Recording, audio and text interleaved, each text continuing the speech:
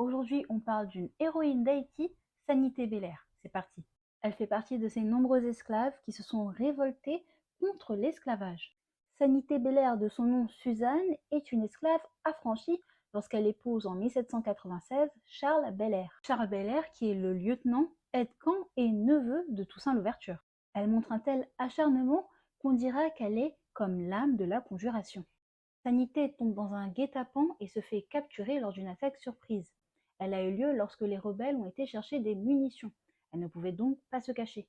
Apprenant son arrestation, son mari décide directement de se rendre. Quelques heures plus tard, le 5 octobre 1802, les deux sont condamnés à mort. Le tribunal colonial, considérant le grade militaire de Charles et le sexe de Sanité, décide de fusiller Charles et de décapiter Sanité.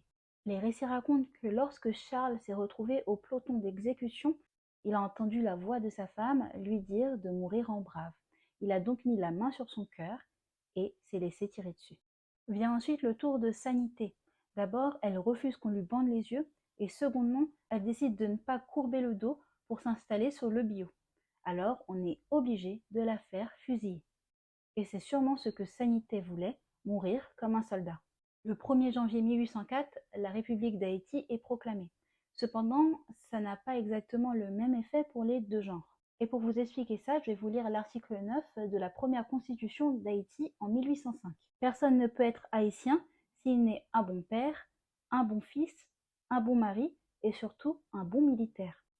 Effectivement, c'est injuste car on sait que les femmes ont beaucoup participé à cette indépendance. Maigre revanche pour Sanité Belair, ce sera seulement en 2004 que son visage sera imprimé sur les billets de 10 gourdes. Mais il y a aussi d'autres femmes qui prouvent leur bravoure à travers des combats. N'hésitez pas à me dire si vous voulez que j'en parle, par exemple de défilés ou de Claire Heureuse.